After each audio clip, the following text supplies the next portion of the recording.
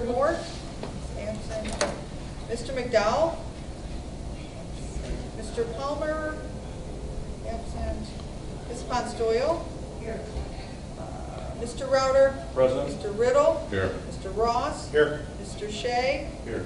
Mr. Veerman? Here. And then absent are Mr. Exner, Ms. Hart, and Ms. Thurman. We have a quorum, so we will proceed. News, media, or guests here? Graham, could you announce yourself? Grant Spooner. Any other news, media, or guests here? First item on the agenda is to approve the regular meeting minutes from June 26th as presented. So moved. Shea. Riddle, second. All those in favor? Aye. I'm sorry, I skipped public comment. Is there any public comment?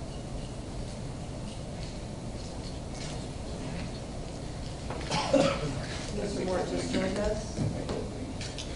The next item on the agenda is to approve the closed meeting minutes from June 26th as presented.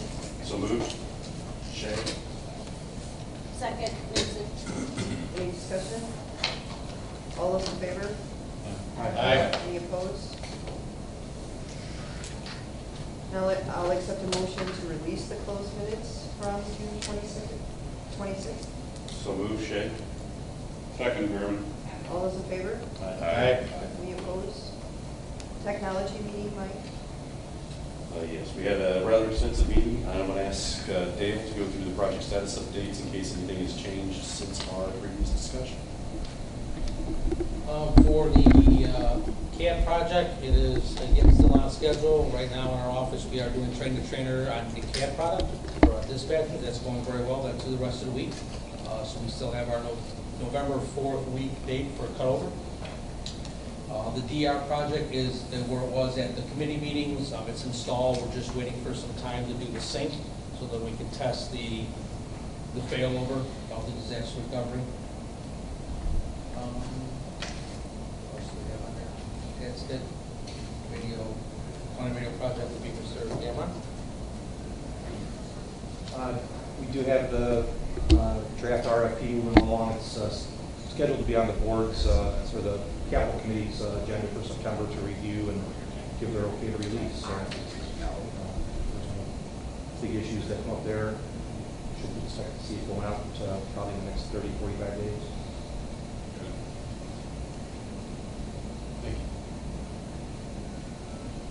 Jackson County. ICC. It's been approved. There's still trying to get the other 16 counties approved. The AT&T is still interfering with it. We haven't read any news yet. We actually had a hearing yesterday on the Saline and Gallatin County petitions. Again, AT&T is trying to make an issue about whether or not they'll ever be allowed to join. The hearing officer seemed to dismiss AT&T's concern pretty readily.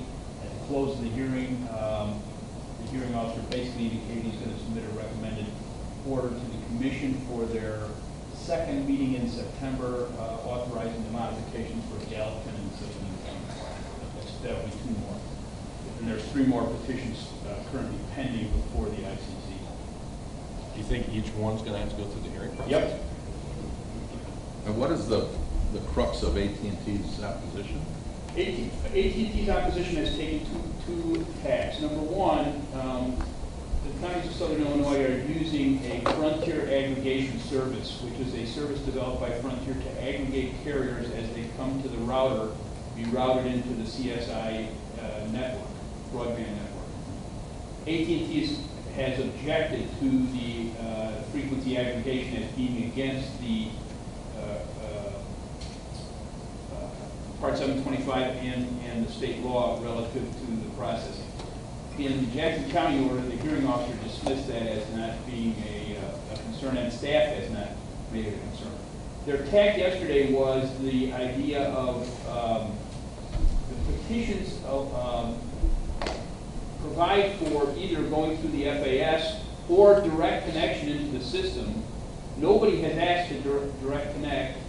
They've approached AT&T about direct connect into the system in the small portion of the service area that AT&T has. And AT&T says they're not ready to do it, yet they're still making complaints. Their attorney yesterday was complaining that AT&T's argument is that they're not going to be allowed to do that. The commission has said they're going to be allowed to do it, and if they ask to do it, there'll be a hearing to modify the petition again to allow AT&T to direct connect to the CSI network. So, I think it's basically stalling on AT&T's part to further their own business model relative to energy service. But, Thank you. Anything else on that? Okay. Discussed fiber connectivity studies and text to 911 application process. Then I understand there's an update from Mr. Ross regarding Bolingbrook PSAC. Yes, Bolingbrook is happy to announce that at our village board meeting Tuesday night, the board decided unanimously to consolidate 911 services with Westcom. We're working with Steve Rauer and his crew now for a cutover date, hopefully before the CAD cutover, probably razor close to the cutover for CAD. So we're working through some issues, but so far, knock on wood, things have been going smoothly. So we'll keep everybody in the loop on that. Thanks. Dale, do you want to add anything on VMware upgrade and maintenance renewal? No, there's nothing new from the committee, just that we're activating that fourth blade on the VM solution to give us more capacity for more servers. We need more with NetMotion product and everything coming on board. So that's what the upgrade is, and obviously the maintenance renewal is just renewal of the current solution plus the adding of the fourth blade. Right. Fiber PSAP connectivity, I think we're going to have a vote on that later on under finance and equipment, so we can leave that discussion for there. Two-factor authentication technology supported to finance and equipment costs for two-factor authentication. And it's a cost division. Does anybody want to discuss that? We'll leave that for Anthony also. Leave that for Anthony. Stager equipment moves. With Stager closing, a lot of that equipment's going to Eastcom. I don't think that's any big surprise. Any news on Motorola on the pricing for moving equipment? We've gotten majority of the pricing back. We're just waiting on a couple. It's roughly, I think it was like $5,000 in like professional services for doing all the configuration. I think it was $8,000 for a antenna combiner that we have to do to consolidate all the consolettes because they're running out of room on their tower. So we can combine the consolettes antennas. And then there's another $6,000, I believe, in physical installation and configuration of that. All right. And then we had a discussion of the microwave redesign. We had one jump that's a little too long. Any more movement on that, Dale? We're still working with our microwave vendor on working on a best practice design. There's a couple different options. We're trying to find the one that we come back to the board and are obviously asked if there's going to be an increase in cost to be the final solution to make it right. So Jeremy's been working diligently with Sentinel to knock off stuff we don't need and making sure the design is going to meet what we need. Thank you. The next meeting of the Technology Advisory Committee will be October 1 at 1 o'clock. Thank you. Moving on, long-range plans. Yes, we met and don't want to regurgitate everything, but we did affirm the cutover date as November 4th. And as you hear things as far as any additional delays, please get back to staff immediately because we're trying to tamp down rumors of problems, rumors of addressing, rumors of commonplace. In my discussion with staff, the issues are well known and the issues are being diligently worked on. And we keep hearing back from staff that November 4th is a good date. So please, if you hear rumors, if you hear other setbacks, November of what year, et cetera, let's tamp them down early because we need to all be pulling in the same direction on the cutover. So just please, if you hear stuff, please get back to staff and resolve that. So I think cutover is well in hand. A lot of the stuff is already covered by Dale, the DR stuff, county radio project, fiber connectivity. You'll see some more stuff on that in a second. As far as the recommended vendor, we had a really good discussion on CAD mobile connectivity, and we also need to get the police agencies all on the same page as far as authentication. Again, we need to get the right information out. There will be a modest fee for dual authentication. You can do nothing and have a software solution where the guys might be asked a few questions to authenticate. You may be able to use an ID card, you may be able to use a scanner, you may be able to use a key fob. There's all kinds of ways to do it, and you can do nothing and still comply. So again, if you're hearing different things about different methodology, please get back to staff to clarify that, because again, we're trying to tamp down the rumors on that. NIU connectivity, this has been something that's been really bubbling quite a bit. Northern Illinois University has done a great job identifying statewide dark fiber and opportunities for gap analysis for us to fill in some blanks to get us all hooked up. And I don't want to beat that up too bad, but we're making some progress there. Text to 911, we do have a implementation filing with Entrada to roll that out. Because the vintage of the phone equipment, Westcom will be the first one to have it integrated into the phones. The other centers will have a internet type solution, and as the centers get updated, those centers will also be getting the integrated solution. We're also, Steve's been working very closely with our regional partners. You'll notice in the papers that Northwest Central Dispatch rolled out Text 911 last month. We're trying to get a regional public education push between us, Naperville, Aurora, Grundy, et cetera, so that we have a regional PR campaign. So if people hear something on a radio ad or something else, that we're all on the same page as far as how it works. Steve, could I Yes. ask a question? Is that including Karen's group, the 911 education? Yeah, absolutely, to do that? absolutely. And since Karen put together the cadre of public educators at each center, we're going to try to optimize that as well as amplify that with the public educators in the neighboring ETSBs. So we didn't want to be an island, and it's going to be a regional push in Chicagoland. We want to make sure we're doing I just stuff. thought, right, they've got the network. Absolutely, and they'll be exploited, absolutely. We're still thinking first year, right? Maybe. Yeah, we've already, I'm sorry. Just a soft rollout for testing and us to get used to it, and us all to get used to it, and maybe tweak our 911 hang-up policies and what are the definitions and how we handle calls. There's going to be soft push out to get it tested, and kind of a harder push out for everybody around the first of the year, correct, Dale? Steve, question. On text to 911, so just like with a call being transferred, if I'm answering a text and I find out it's a different jurisdiction, how does that?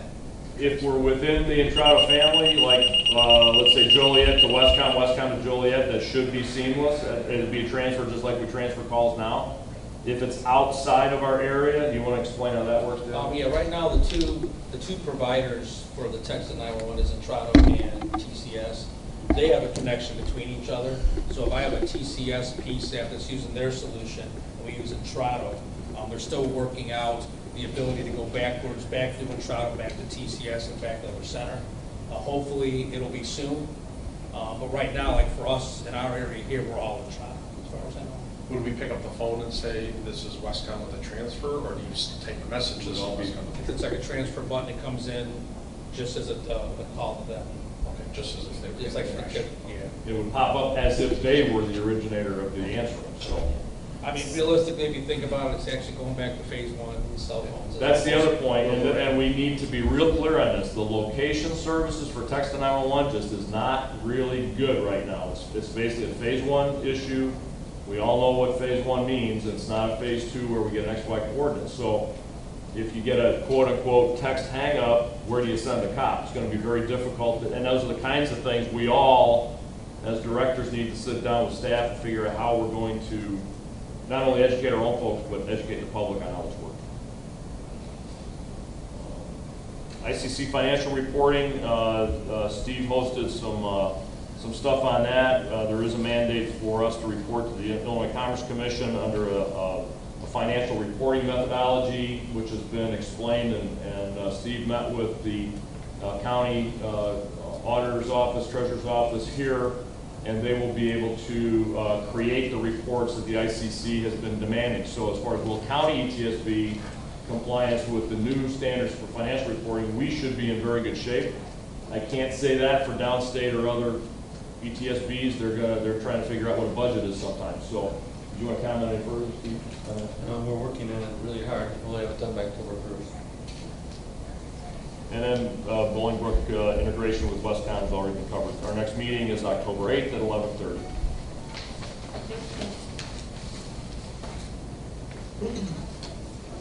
Personnel.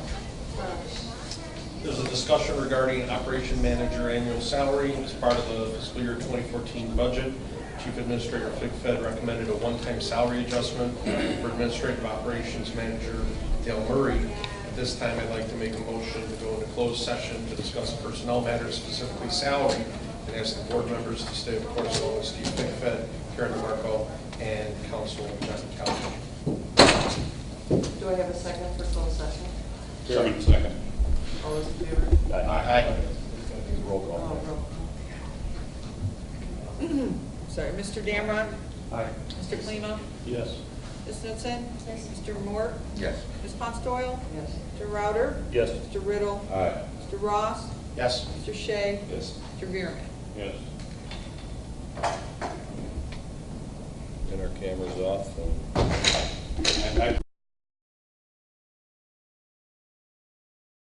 All those in favor? Aye. Madam Chair, can I make a motion to approve a salary adjustment of 5.4%, $100,000 per year for operations manager Dale Murray? Second. Roll Previous call. roll. Second. We didn't have a roll. We had one going in. All those in favor of previous roll? Aye. Any opposed? Next, a review of the 2014 Just one NP. second, Tom, I'm sorry. Gentlemen, could you introduce yourselves? Sure. Mike Pensick with Comcast. Tony Cinderella, comments. Nice to see you. Go ahead, Tom. I'm sorry. Review of the 2014 NPEF conference held in Naperville, Steve. I'll briefly just tell the board thank you very much for all the financial and support you gave that group. They had a tremendous conference, but I'm going to let Karen tell you all about it. So. Well, I know Dale has set up just some of the videos that we put together when we were there. I do want to thank the whole board. They're real quick, but I just want to thank the whole board for your support, because without the support of the IT and being able to have all the video and audio available really made a difference for the conference. I feel it was a great success, and so thanks again. And just here's a couple of videos. You want me to? You're in there. And yes, I do believe Kim might be on. She already runs towards the camera. I'll just make it a little bit. Get the front one. There you go. That's right. Okay.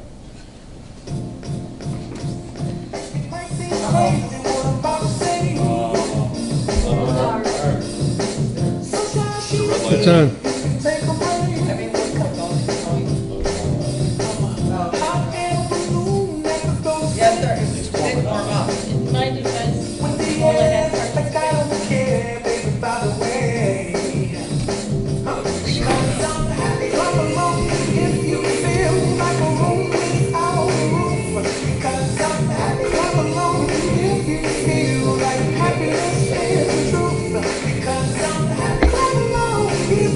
know.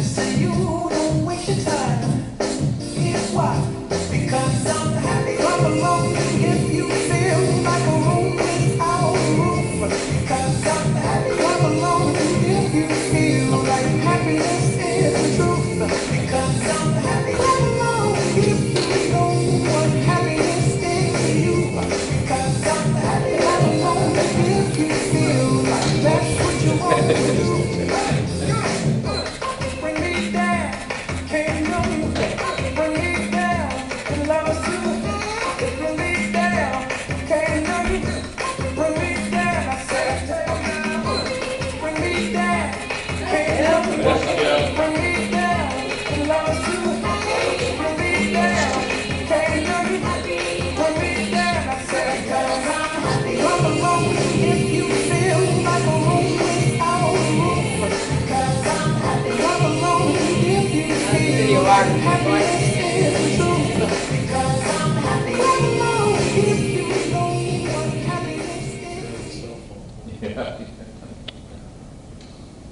one of our professionals, these take like close to nothing to do, you know, money-wise and time-wise.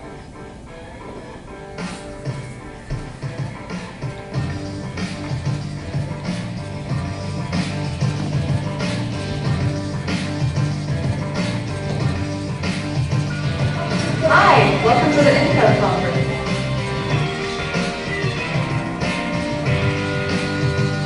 Well, thank you for inviting me and welcome to the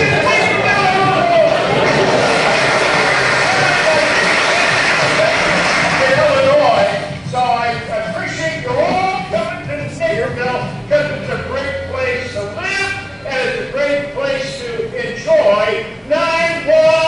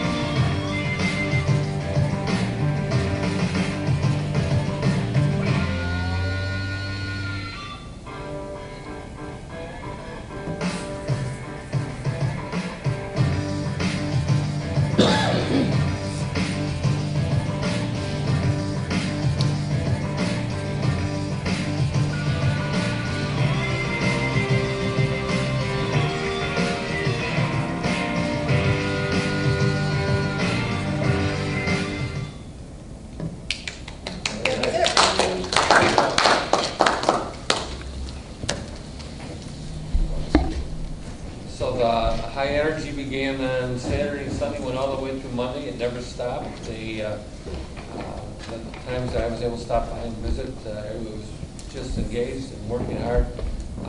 Our Will County logo was everywhere. Cell Phone Sally was there. The band was out in front. And so again, with all your support and financially and staff-wise, we really appreciate it. We've invited them to come back sometime. I'm sure they've got other places to go. It's now become an international organization, and this is the fourth conference. They've been in Texas. This is the first time they've gone to Texas, so I'm not sure if they know yet where they're going to go next year. They're working on it, but and our business partners came through.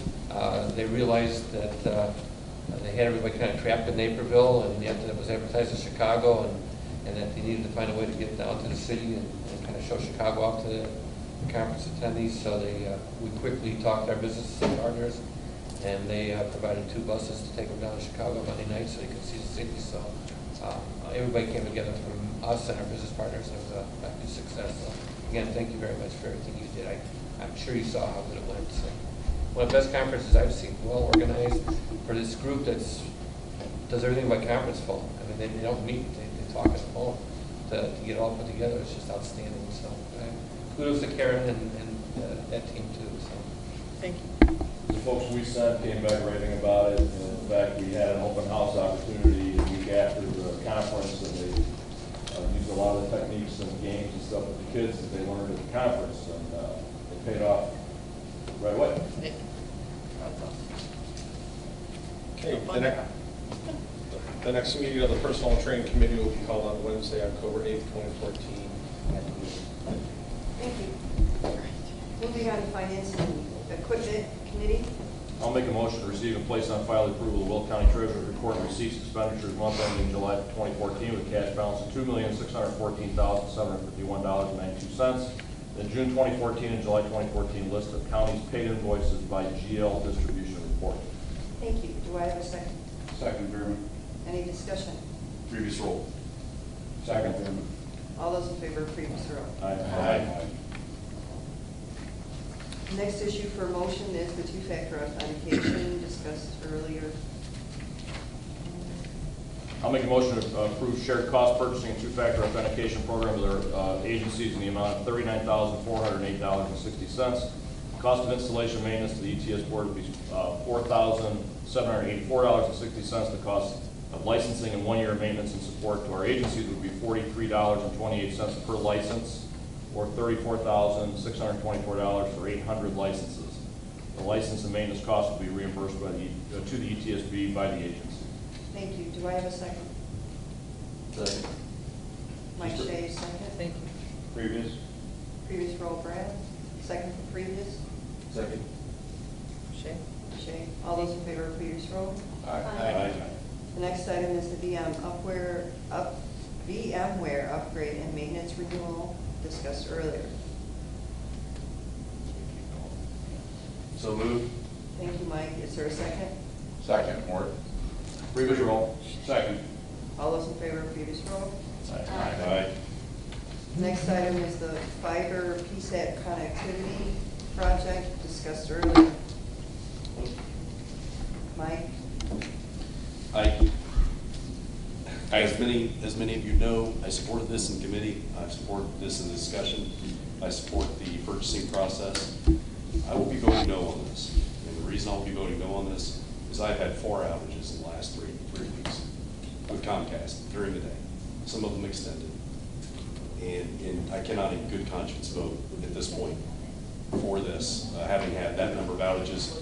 I had outages on July 29th, Okay. July 30th, August 18th. Let's have a motion first. I'll motion. Motion, second for the motion. Second. Harold, okay, now for the discussion, you're gonna be voting no, because you've had 4 outages and, I had an outage on July 29th, July 30th, August 18th, and August 25th. Some of them were substantial.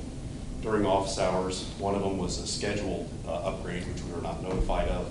We were down for 4 hours in the middle of the day. it was a scheduled upgrade you were not notified of. When we contacted them, they said, oh yeah, we've been planning on replacing the equipment. This has been on the schedule, but we never got any notice. I went through all of our stuff. Like I said, I support the purchasing process that was followed. It was followed to a T. I can't say that the conclusion based on those responses was inappropriate. I've supported this previously, but these continued outages, 4 in 1 month, I've never had a series of outages like that. We switched to Comcast Business for our primary access for the county, and it is burning me alive. Well, how long were the outages, Mike? Most of them were 4+ hours. What's the suggested repair time? Depending on the severity, the worst case is a fiber cut, and that's 6 hours.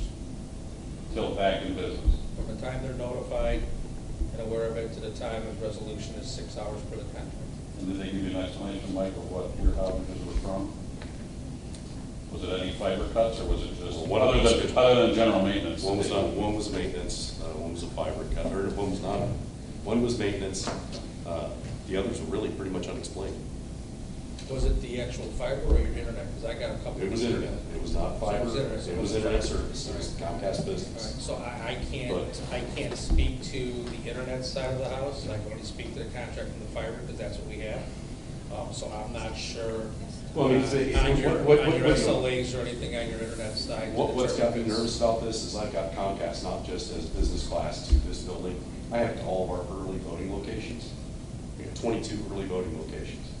But I'm dependent on that service. And now this year I have to do on-site immediate voter registration and voting.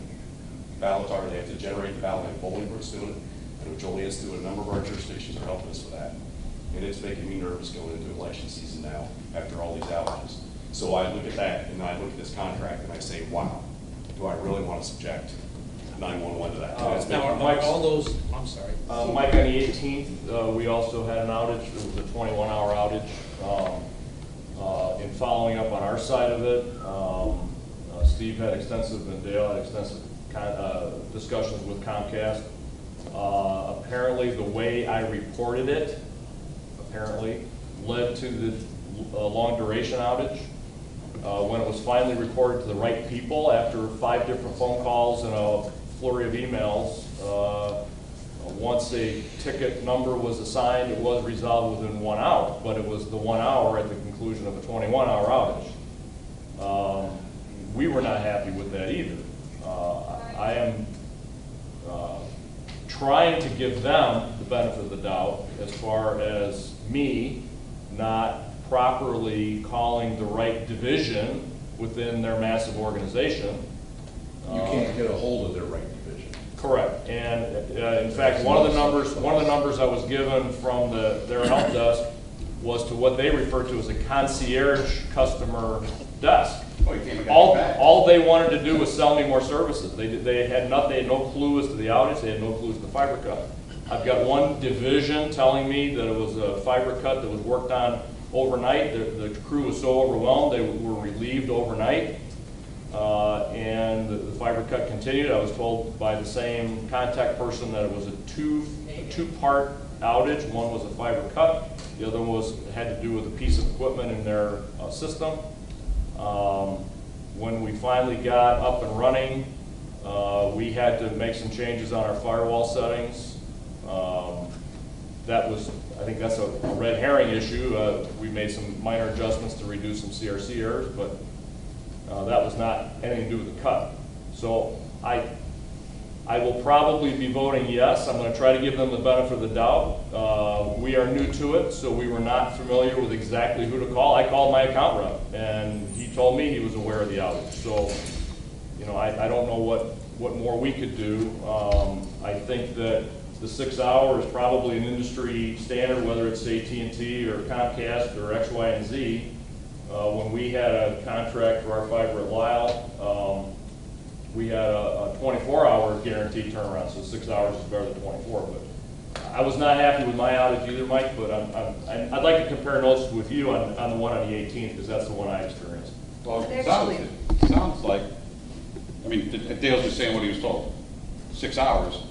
Yours was 21. There's a big difference between 6 and 21. And then they say, well, they had to go home because they were tired. It's like the fire department going to a fire scene and they're there for 12 hours. Say, I'm really tired, guys. We got to go home. We're not going to finish putting out this fire. Well, I understand the AT&T. I understand the AT&T bid was a little bit more money, but we have never had problems with escalation with them, and I know that others here have. So I'm not saying that it's some panacea. But if you're having trouble like that, and I'm having trouble like that, after the 4th time, I'm pretty sure we've got the procedure down. Okay? I have a full-time professional telecommunications manager who deals with this. And he's telling me that it's like bouncing against the wall. And nobody's going to die if they can't register to vote. Nobody's going to die if they can't get to the Will County Court's website, other than me when the chief judge comes down with some blunt object. Okay? But it concerns me moving our service over when we're having consistent outages, and some of them of extended length. And yeah, I'm not saying AT&T's perfect. We all know they're not. But I just can't. And our goal for our center is to have diverse fiber, so I've got AT&T fiber as well as Comcast fiber. Well, and you do too. And if I had another choice, I would try to get another choice. But we have been satisfied for the most part on the Comcast service we've had. But like you, we do push out text messaging, smartphone apps and stuff like that for real-time emergencies, and we couldn't do that for 21 hours. For whatever the cause was, we couldn't do it for 21 hours. I'd actually like to hear from the two gentlemen in the back that announced themselves a little while ago, if they have anything to say. Can I introduce them at least or something? So staff's well aware of this. We're not sitting here blind. Every time Mike is down, I get a notice from his staff that they're down.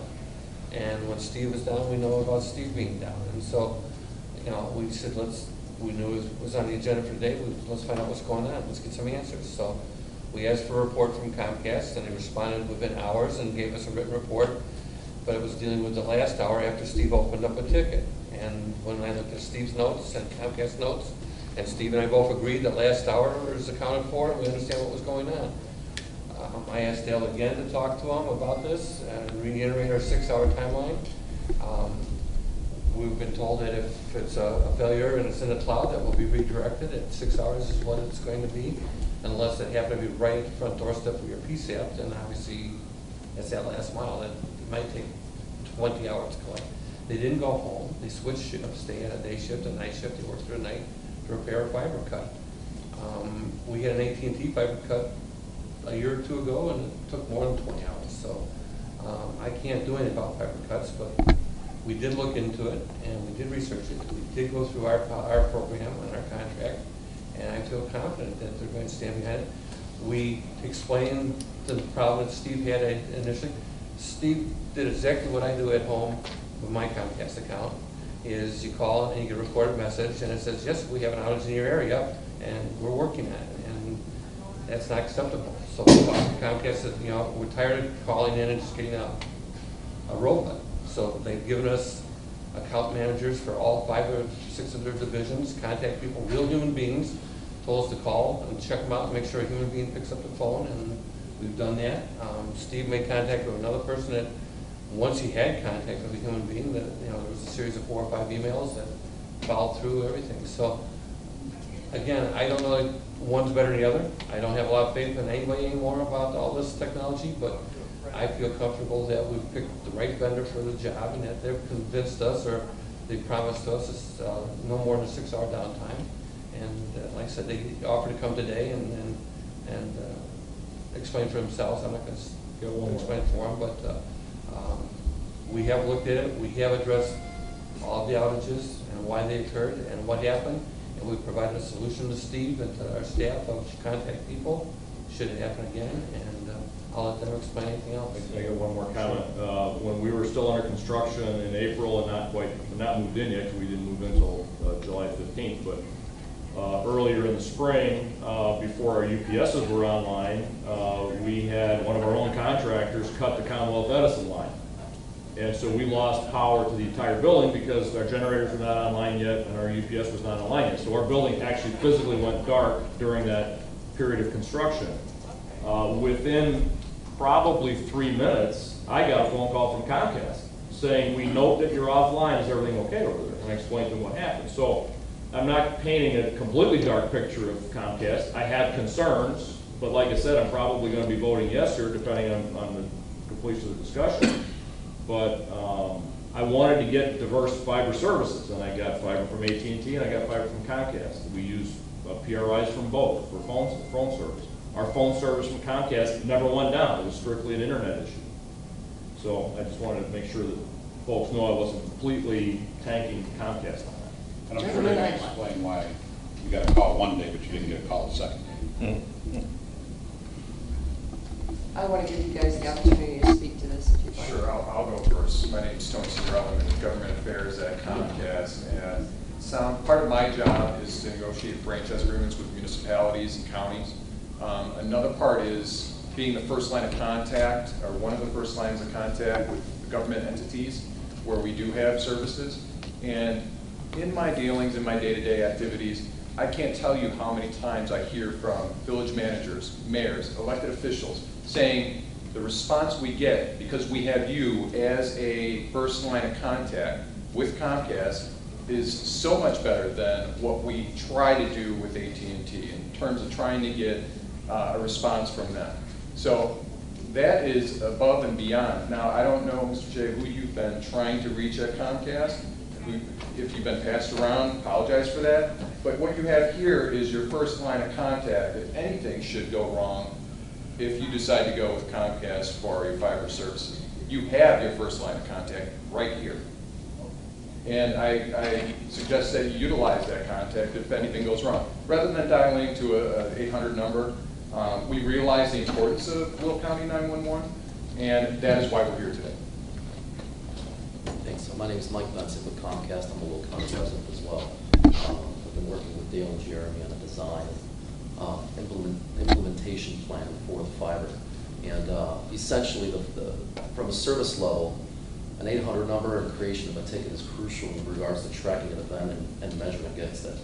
So if you call me with a fiber outage, I'm going to call into that 800 number with you and make sure that the ticket's created, and then send you an email. You can't. On the 800 number we had, that was impossible. And the thing that disturbs me about Comcast is when I dial in the Comcast number, it asks me certain questions to identify me, as using my phone number as an identifier, verifying it by my digits on my address, Yes, I pulled it, the robot tells me, yes, I pulled up your account.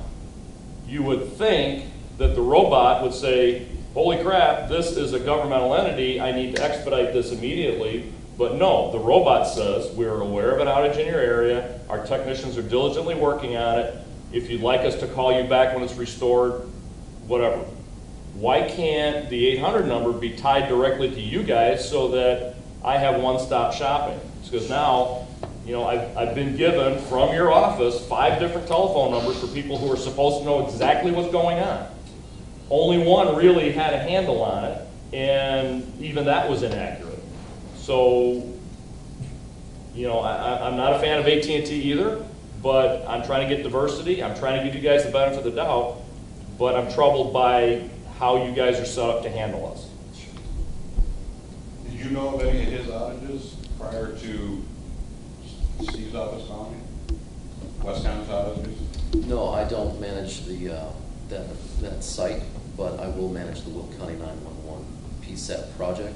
So you don't do Will County per se, you're just going to do Will County 911? That site will fall underneath me going forward. Right, if we Yeah. So I manage government education medical strictly. So I work with Advocate and Presence on similar services, 24/7 physician shops. I work with other government entities as well. So I may have misspoke. If there's an issue, I encourage you to call me first, and then I escalate the matter, whether that be through creating a ticket with you or going to the director and manager of the operations center. So any calls from your area would go directly into the telex building in Naperville. It's our network operations center. I encourage you to come by for a visit, and we'll host a meeting to kind of let you know and meet the people that support the network. Knowing who to call and knowing who to engage to resolve a problem is crucial, and that's what my job is. And what number are you encouraging us to call with something similar? I have my business card, call me. That's not what we were just given. We were given a document for 800-741-4141. Right, that's correct. That's not you. Hold on. That's the number I would conference in from the beginning of my discussion. That's our Ethernet Network Services Center out of Naperville, and that's backed up by New Jersey and Colorado. So that's a 24/7 shop. You will get a phone tree when you call asking you what the issue is, but if the issue is technical, you go to a live person. And that's then referred to an engineer. There's a 15-minute response time SLA, service level agreement under contract. You call, we respond within 15 minutes. If there's an equipment failure on site, we're going to replace that equipment within 3 hours. If you were referring to a robot, I would encourage you to utilize your direct contact. That's There's another issue. I will give, you have reached out to me, Mr. Cinderella. You've tried to contact me, not necessarily about an outage, but you have tried to contact me, and I appreciate that, okay? And I understand, I appreciate that you guys are standing here saying, we take responsibility, you contact us. Okay? And we'll navigate What worries me the is- bureaucracy for you. And I appreciate that, okay? What concerns me is that you guys are individuals. 24/365 365 is not something that I want to count on any one individual for in this service, okay? I don't want to have to be concerned that you're in the shower, or that you're indisposed with a medical issue, or asleep and your phone doesn't wake you up, okay? Or the same for you. And that's, there needs to be an infrastructure, a structural response. It doesn't have anything to do with your personal abilities to take responsibility and react. It has to do with, we're 24/7, 365, and I need a structural response, not an individual response. As an account manager, I'm all about that. And that facility is located in Naperville, so you should feel rest assured that it is as close as it is being monitored 24/7, like you're describing. And I get that, but we're not getting that response. We're having outages, and we're reaching out to contact, and we're not getting solid response.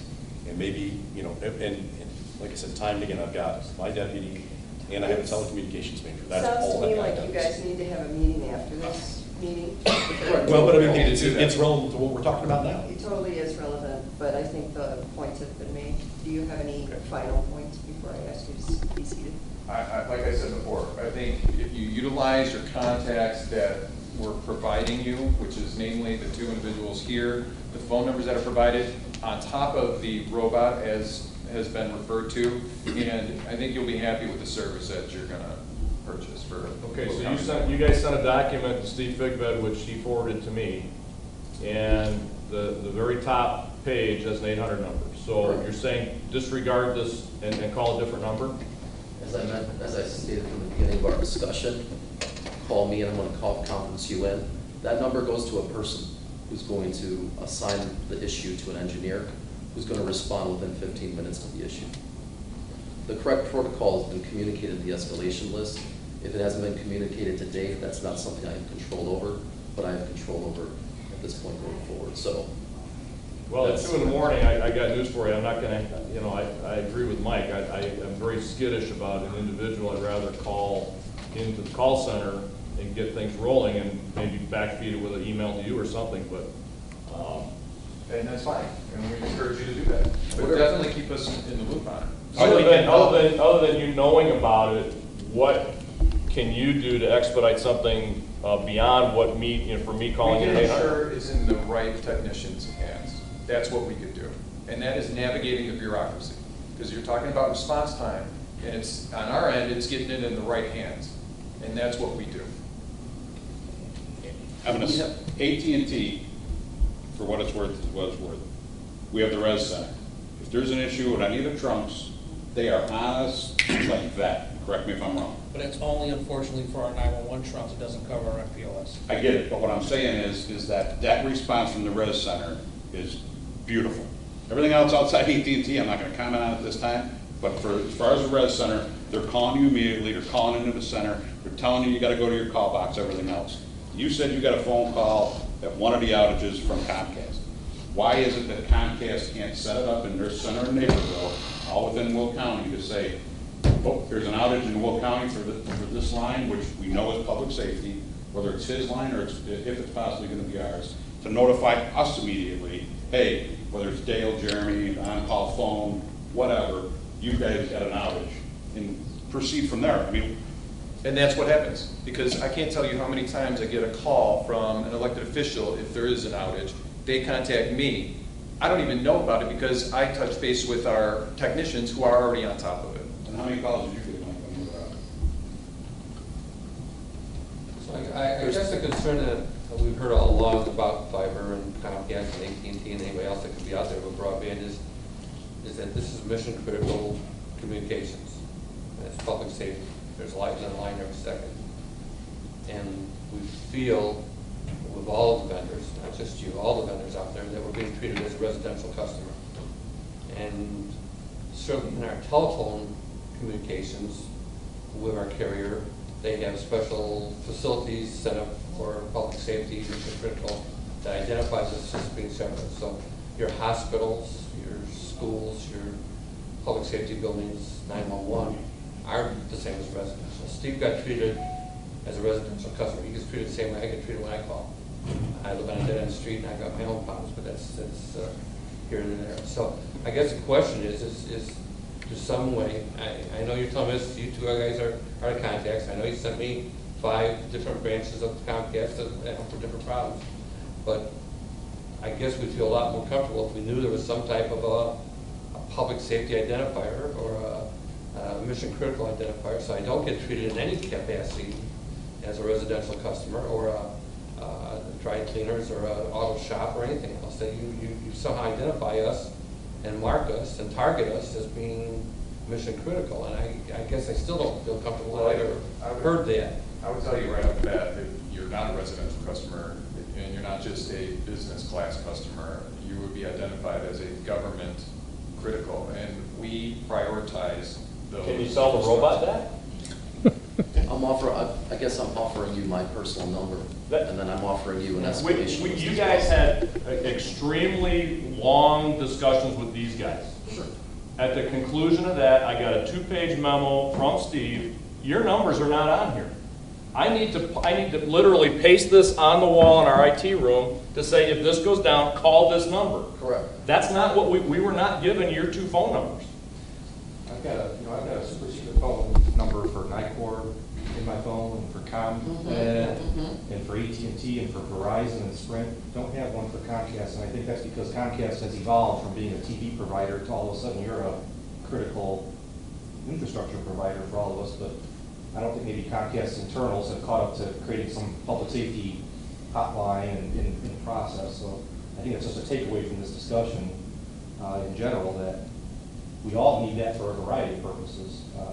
It's not just, oh, the TV's out, now it's all of our systems are out. There should probably be a 6-800 number that says public safety. Or mission critical or something. It doesn't have to be 1-800. But, right, exactly, but the top one should be mission critical, and that's the one we call. And it should be a center, not a guy. I have a question. I don't remember from discussions earlier. How long of a contract are we looking at with? 3 years. 3 years. 3 years. Counsel, a question for our legal counsel. Is there a way to add something to the contract if we decide to go with that? Well, there's an out in the contract already. Is there an out for exactly what we're talking about right now? Yeah, because we're So saying a certain amount of, it's the same as any, I don't want to speak for the lawyer, but it's the same as any other contract. You say it's going to be fixed in 4 hours, they don't fix it 4 hours, take steps to terminate the contract. is it easily terminated? The problem is I don't want to run into the same thing like we did with AT&T when we're trying to cover the evergreen clause and all the rest of that BS. And, oh, we got to buy this out, we got to buy that out. As soon as this started, the first thing I did was look and see in 3 years, I'm like, well, 3 years is 3 years is a long time. Yeah. I address, I'm sorry, was your question done? Yeah, go ahead. Okay. In regards to being a government or healthcare entity that is identified, we have a strategic account manager who manages all high-level customers. So I'll make a recommendation to be added as a strategic account. You get me as well as other people. But to your point, that number does go to a center, and that's enterprise-level care. There's fiber and coax on 2 different platforms on Comcast. Fiber as well as coax would go to that number, since you would be having both services with us. I can control the customer experience going forward, and I can apologize for previous outages and try to give you root cause analysis for those. We work with 65% of schools throughout Illinois, Michigan, and Indiana. We work with government and healthcare entities as well. I welcome you to come see our Network Operations Center and do any further diligence that you need to. However, I think the customer support model is there. I've communicated the fact that what our response time is and pointed to the SLAs in the contract for your note. I can also tell you that recently we've signed multi-fiber deals in the village of Knowles Park, Maywood. We've done some fiber deals in the county of DuPage. So this is not some random situations that occurred that I would think would really deter you from considering Comcast. You know that we're a huge company. There are situations where it can be difficult to navigate the robot, as you say, or the bureaucracy, but that's why you have us. As long as you guarantee that. We can't go, if it's going to be anything close to primary, we're talking life. It's not, like I always like to tell the union guys, we're not dispatching buses, we're dispatching police and fire. And that's why we have contracted with other municipalities with their. And I hear what you're saying, that you're basically, saying that the structure you have in place is sufficient to deal with outages. I'm also concerned about 4 outages in less than a month. Well, the other thing I'm concerned about is on the 2-page document that we were given, the escalation is only available during business hours. You can't escalate at 2 in the morning. Can I speak to that? Sure. Absolutely. So I can submit a revised escalation list with cell phone numbers, and there's a 24/7 number, and that's that top number right there. It's personally answered by a person, and we have engineers on staff 24/7 to deal with the issue. I encourage you to call the other healthcare customers and government entities we work with as well. I encourage you to visit the Network Operations Center, to my point, and see the people that support the network. And I encourage you to read through the SLAs and see what they say in regards to mean time to repair, mean time to respond. Okay, I appreciate both of you attending and speaking on this issue. I'd like you to both have a seat now. Thank you. We have a motion and a second on the table, so I'd like to call the question, please, Karen. Can you take it? Can I rebut one thing on that? Can you repeat what that said, Steve, as far as during normal business hours? There are 5 areas for repair. All of them are 800 or 877 numbers. One's for Metro Ethernet, one's for legacy fiber, one's for PRI trunking, one's for business voice edge, and one's for mixed services. So I have to figure out which one I am based on what the outage is, I guess, and I need some more education on that. But on the second page for escalation procedure, the escalation contact list is only during business hours, which they claim is 6 a.m. to 6 p.m. Monday through Friday. So if I got a problem on a weekend or 2 in the morning, I'm a little bit concerned, you know, do I just keep banging away at all these 800 numbers till I get an answer, which I probably will do. Question to staff. Can we put this off till the next, can we delay going through with this and table this to have further discussion? And have, because that bothers the hell out of me, that after hours usage. And I know, I hear what you're saying, guys, I hear what you're saying. But how many times have we been there? I've been there with AT&T, with our 7 digits and everything else, and we're on the, you know, fast repair, and we pay money, extra money to escalate, and it don't happen. When you're sitting there in the center, and your 7 digits are out, and you're working off of cell phones, I mean, I don't know what the rest of the room feels like, but I don't think this is gonna be the end of the world if we take more escalation, time. the 6 a.m. to 6 p.m. is not what you would call normally. The 24/7 numbers are the ones. And I may have to refer again to Mike, but my understanding is that if you're not getting any resolution from the 24/7 number, those are the escalation processes that we would call. We have the same in place for AT&T. There's a lot of issues like Julie's talking, Steve about AT&T. I can give you more than 4 horror stories in the last 2 months with AT&T, with our mission critical stuff with AT&T. So either vendor that you decide on, you're going to have some issues that we can all give examples for. But I will say with AT&T, I have a known 24/7 structure, and I have an escalation procedure that I can go through, that I have gone through, that works. Did it work perfectly the first time, though? I have no idea. I was not, I don't think I was in middle school when we signed the first When they contract. first created the Res Center, and believe me, it did not work perfectly initially. And to this day, we still have multiple problems with resolution So- center that you guys aren't aware of because we don't want to bother you with that. I guess my point is that, you know, none of us are happy with a learning curve, but a learning curve for these vendors to come into our 911 world is kind of normal. They used to just do cable TV. I know, why would that be the guinea pigs on that? Well, because we're advanced in technology. I mean, it's. And we're gonna back, this is gonna be back up at the beginning, or are we Our understanding gonna? is, no, our thought is this will be primary with the microwave backing it up because we're getting a gig of bandwidth that the microwave can't provide. So this would be our primary, and the microwave would be our backup. And it's going to be staff's responsibility to keep doing business, not you. You don't need to escalate anybody. You need to make a help ticket, and we're going to take care of that. Well, You don't- except for the fact that I've got independent services from Comcast. Well, but that's that your has nothing to independent. do with 911. Well, I understand, so that's your own problem. I've got, Well, I it got is my- Comcast. Yeah, thanks for that. No, I'm in between you. I got Comcast at home, and I don't like it either, but that's the way it is. So I'm just saying, it's Okay, our so- problem, not your problem. We'll take care of it. I told Dale, I know their address in Oak Brook. I can be there in 20 minutes. I'll stand on the goddamn desk if I have to. I mean, And I'll give you all my politicians, I'll give them your phone number, you But can that's call what them, you let should them do, bitch. We have a motion and a second on the table, so it's really not appropriate at this time to motion to table this. So I'm going to call the question on the motion and the second on the table. Roll call. Roll call, okay. Mr. Damron? No. Mr. Klima? Yes. Ms. Stinson? Yes. Mr. Moore?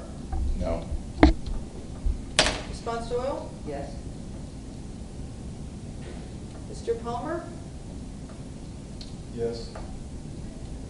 Mr. Rauter? Yes. Mr. Riddle? Yes. Mr. Ross? Yes. Mr. Shea? No. Mr. Veerman? No. Okay. What's the total, please?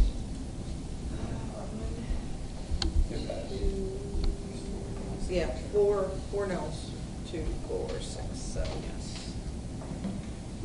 And those yeses were really hesitant, so you guys better deliver. yeah, I hope you heard that goal, because it wasn't confidence at all. Well, I would suggest that this get front and center back to technology committee as well as F&E. We're going to be revisiting this next time we meet, I'm sure. In the meantime, I need to get a valid piece of paper that I can stick on my wall that's going to work. You don't have to worry about it. Yeah, well, And Oh, for Mike, I my just want to say services. thank you for bringing Oh, all yeah. this up. I wasn't aware of any of it.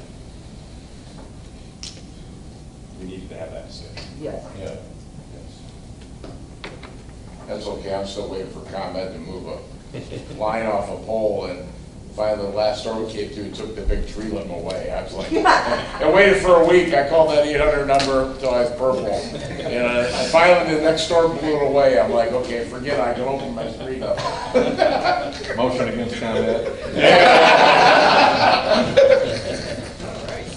Won't be much discussion on that. We would want to put up towers, we could put Right, up it's like- windmills for, and, you know, microwave network. Yeah. What job order was that? No, that We were was the- serious for 15 minutes, There you that's go. all anybody could do. Okay, Yeah. next item.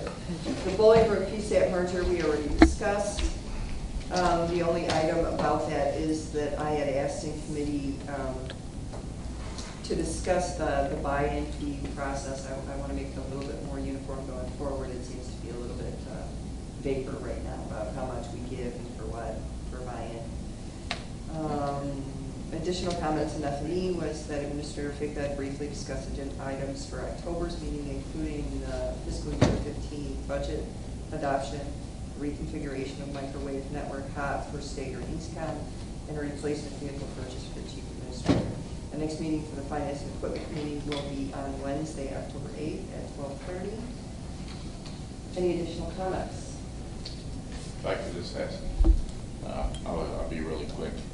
I know it's hard to believe that police departments could be confused. But if next Thursday I have there's the chief of police steak fry in Shanahan, and we can provide that. Some of the questions I'm getting, and I'm looking like a deer in the headlights because I'm like, this has been discussed. They're confused about the mobile applications. They're confused about the CGIS. And they're still, I don't think some of them understand they have to have some workstation upgrades for the new record system. But Dale, are you hearing some of the same confusion? I mean, overall, some agencies got it, some. And I would ask, are you guys free next Thursday for lunch? Yeah. So I asked, when's your next meeting? Then we were told it was a state price, so we said, well, can we be there in October when you have a real meeting? Yeah.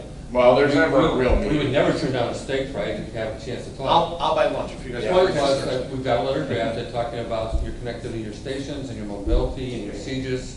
We couldn't do it until we get this approved today. So I we've now understand. approved it, so we should have a letter out to all the chiefs hopefully by Monday, talking about all the mobility and all the connectivity to the system and all your costs. And we'd be happy to come both in September and October. It was discussed in committees anyway that as soon as we approved it at today's meeting, he would be drafting a letter to tell everybody. And Julie, I think you understand too, what happens is that you have your people that deal with, you know, that level of it, and they're having conversations regularly with Dale, my The name's geek Ian, squad. right? And then what happens is it gets lost in translation up. So in an informal, straight fry lunch, if you guys are there to be able to, that way, when Bill has people walk up to him, he can point them right to you guys. You know what, they know everything about it, they'll give it right to the horse. Now, I know this.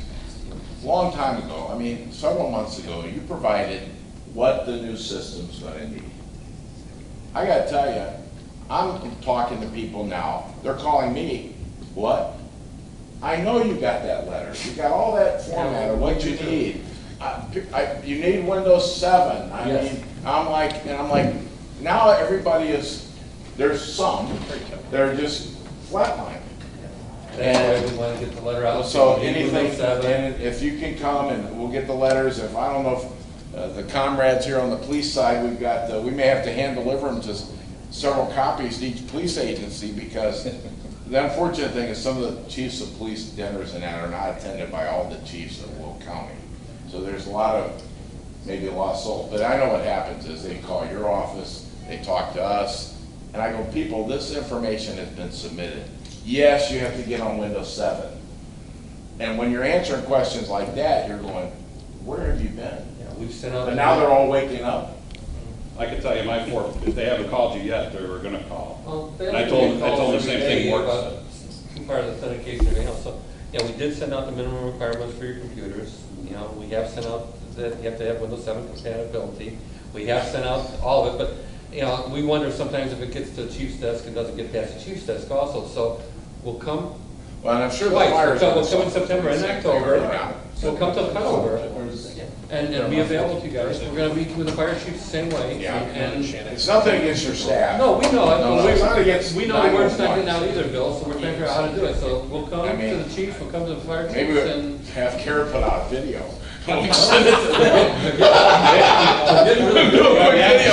People, here's what you need to do.